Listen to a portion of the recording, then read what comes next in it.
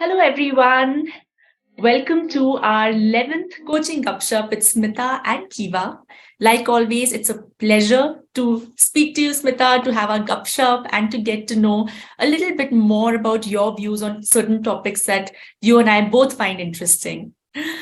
So, today for our Gupshup, we've chosen the topic of non-violent communication. So could you share a little, Smita, with us about what this is, why we want to speak about this before we get started? Yes. Hi all, a very warm welcome. This is the 11th episode. It'll be nice if you get a chance to go through our Gupshup, and if you have your thoughts, please do reach out to us. Do comment on our YouTube channel, or we post on LinkedIn and other media, social media. Please do share your thoughts. I think it will be very, very meaningful to have a conversation.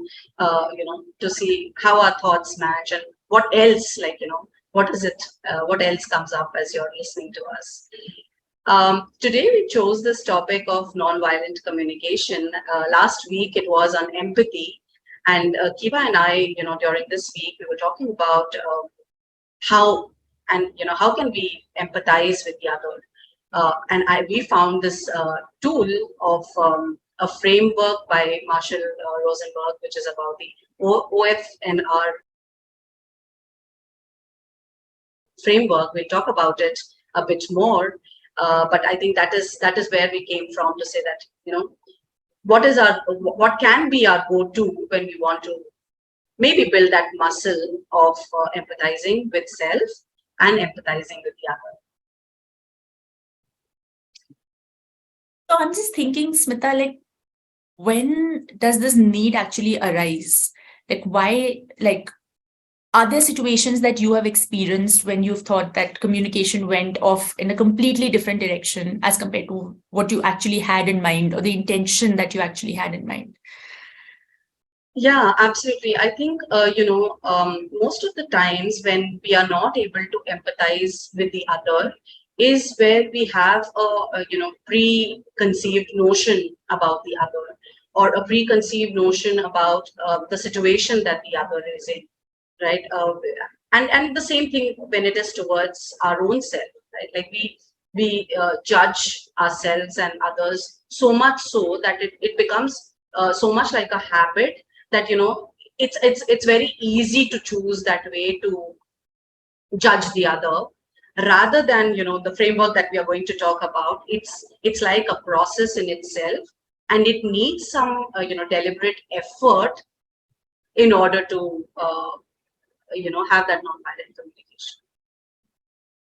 That's true. And I think as you're sharing, it looks like the process is designed in a way that allows for a person to approach a conversation from a point of view of wanting to know more and wanting to be empathetic in the entire situation, so that the two parties can work together towards reaching an outcome which is favorable to both.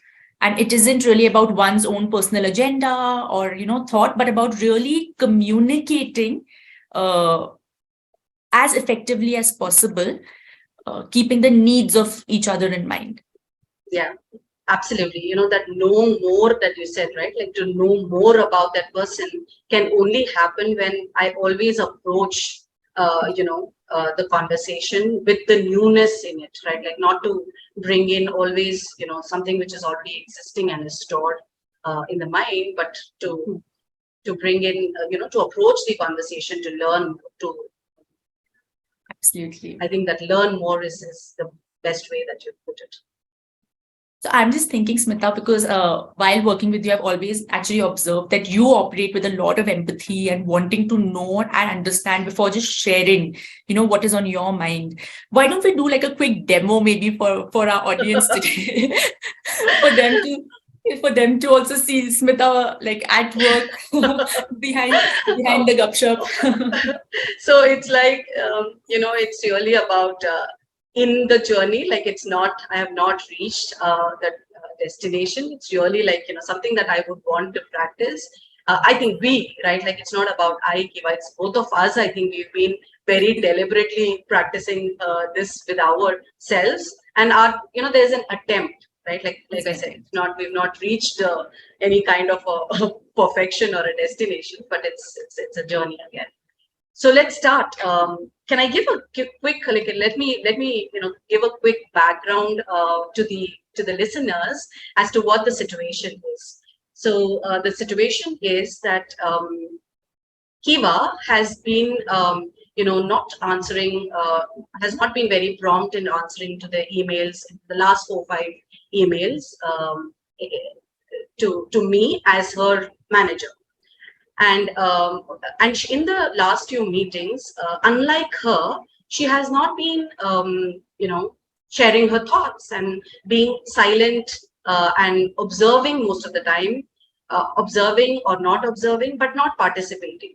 So I, as a manager for now, I don't know what's happening.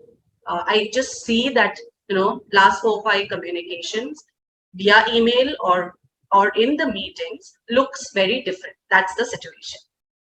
All right. So Kiva, shall we start? Yes. Let's get started. All right. Hi Kiva, how are you? Hi Smita, I'm okay. How are you? Hi, I'm good. You're okay. Normally you would say that you are great or super. Is everything okay? Yeah, just going on the usual. So yeah, I think all fine, all fine. Tell me, did you want to meet for something? Yeah, I did want to meet you to share something which I've been observing for the past 4 or 5 communications that we've been having, either through emails and also in our meetings. I observe that you're not participating to share your points on the topic of discussion, like neither taking for the point or against, but rather in seeing and observing that you're choosing to be neutral. Also in the emails, like there are some ideas and thoughts and all of that going on, but the observation is that uh, it's unlike the way that you do. So just wanted to check, where is this coming Uh, yeah, I think the last few times maybe I have missed maybe sharing my opinions or thoughts. Honestly, Smita, I don't know if I have much to share as well. I think a few times I have tried to present certain thoughts, but I've not seen that they are the ones that have been considered, or so then I feel like maybe there are other people or team members who have like more to contribute towards. So maybe it's time for me to maybe step back and just learn. So I think it's coming more from a place of observing, learning, and then absorbing that. Uh, yeah. Like I honestly don't know if I know enough about the topics that we have been discussing as well. Maybe I could have done some research, or maybe I could have connected with a team member, or I mean, to be honest, I also do feel like they're not really topics that I'm very interested in. Maybe it's coming from that place. So, from? Sure, I get that. None of us, like when some kind of a idea or a thought is placed, I think no one knows as to how that is going to, where it is going to go. Like the same for me, or maybe the other stakeholders, and also for the team members. But for me, knowing that you are a key employee in the organization, when I see that you choose to be neutral, I feel that I feel frustrated, and I feel that I feel that you're it's not about you getting disengaged, but I feel disengaged when I don't see that from you. So just wanted to place that to say that basis what's been happening and what am I feeling with that. I just wanted to share that with you. yeah, I think I understand where you're coming from. And as we are talking, firstly, thank you for even taking the time out to share that this is something that is on your mind. I honestly just thought that maybe my value, like whatever I bring to the table, probably is not valuable enough. And it was probably coming from a place of one, lack of understanding, and two, not maybe feeling very confident if this anything that I have to say is even good enough. Maybe in the past, the topics that we've discussed or the projects that we were working on, I think I had some experience. So it was coming from that place of knowing. So I knew that because it has worked somewhere in the past, the possibility it will work now in this scenario is exists as well. But with these new things that we are discussing, for me, it's like a new territory altogether. So yeah, so I understand that maybe I can still share my point, and it could lead to another point of discussion. And yeah, maybe I don't know if it's the right word, but maybe I'm undervaluing my contribution in some way. I mean, not to devalue any team member, but there are times when I've heard a team member as well, I've felt like maybe I don't resonate with it. But like you said, I haven't shared that opinion. And maybe it came from a place of I myself don't know. So who am I to say anything? Like I'm not an expert. Uh, but then again, in a team, it's not like everybody has to always be an expert. Mm. But yes, maybe I can at least share my views. I think I can definitely do that. Yeah.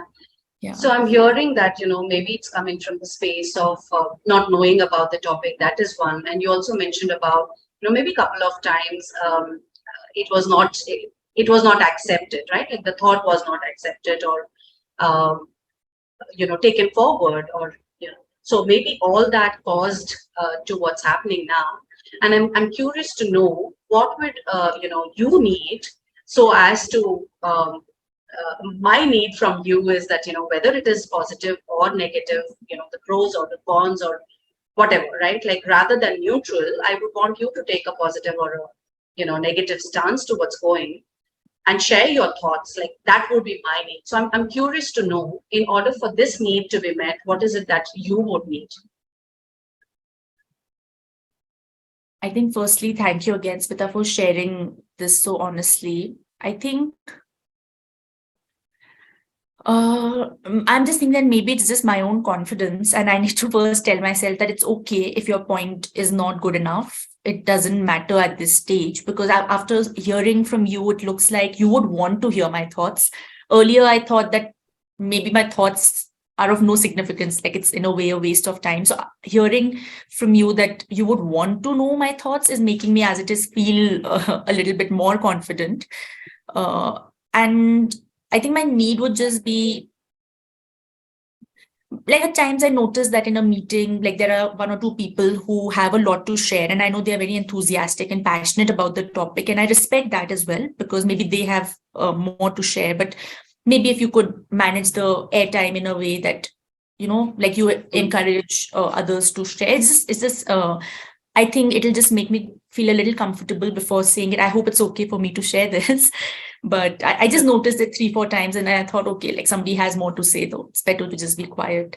But again, coming back, I think it does come back to my own confidence. It's not like anybody is asking me not to share. Mhm. So yeah, so maybe we can just have that as a setup in the meeting. It could help me. Sure. So if we make kind of an agreement to say that in the next meeting, like everybody gets a chance to talk for say 3 to 4 minutes, like one round of everybody for that 3 to 4 minutes. Does that sound good? Like, do you want to? You'll feel That's good. Yes. okay. Yes, definitely. Okay. So with that said, can I request you that like I said, instead of choosing being neutral, can you talk about the positives and the negatives of participate in the conversation? Certainly. And yeah, I can definitely, I'm beginning to think that there are more pros than cons because there's no harm in a discussion whether a point is chosen or not. So I would definitely want to make sure that I am also sharing and also hearing perspectives of others from a point of view of learning and thinking of what's best for the team. Sure. I don't really see many cons, to be honest. It was maybe just something that was playing in my head. All right, Kiva, thank you so much for this conversation. Thank you, Smita. Thank you so much.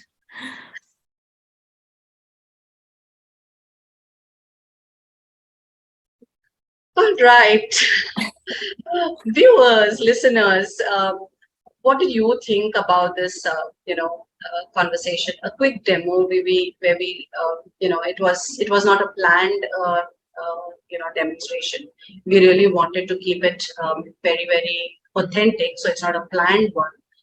What we want you and for us to reflect together is to see what difference did it make when we approached it in this framework about using the OFNR model, right? And Kiva, maybe you can share in terms of if you have some past experiences where uh, something like that, where something you were expected and you didn't do, but it was more like an attack that happened on you to say that you didn't come for the meeting, you're not answering, you're not talking about, you're not sharing, just like a blame, right? Rather than going through this framework, like, are you able to think of any experience, and how do you feel different now with this conversation?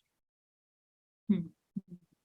I think in my experiences in the past, I haven't seen like a direct conversation, but what I've observed is um, there's silence, and that I think is even more dangerous, because then you don't know what's actually happening in the other person's mind, and it creates a distance in the relationship because there's been no communication.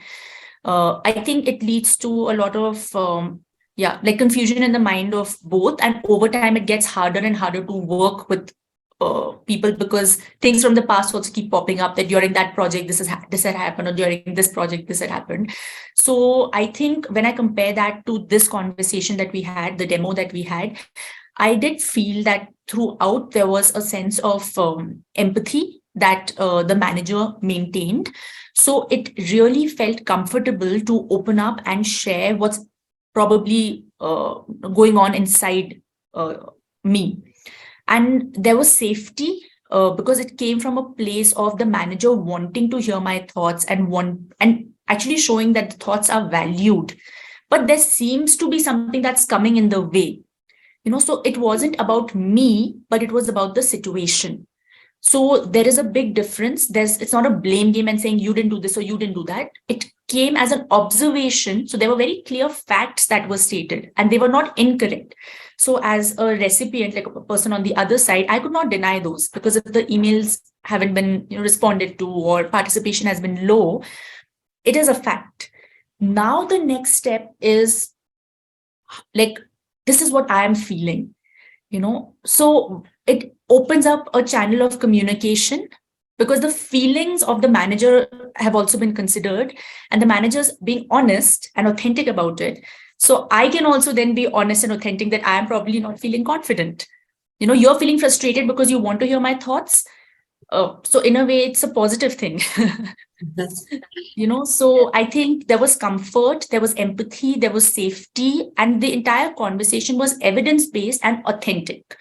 So versus, like I said, no communication or maintaining distance, or then not working on a project together kind of a situation. So yeah, definitely more collaborative. So with that, I think we would like to sign off, and just leaving you with this small framework of observation, feeling, need, and request, in order to have more harmonious relationship and managing the conflicts, right? And in order for us to self-empathize and empathize with the other by using the nonviolent communication, right? All right. Wish you all a very happy Friday and a weekend. Have a wonderful, time ahead, and then a good break before we get into Kiva to us a good break over the weekend for the rocking next week. Absolutely, Smita. And thank you for that demonstration. It was really enjoyable actually to participate in that.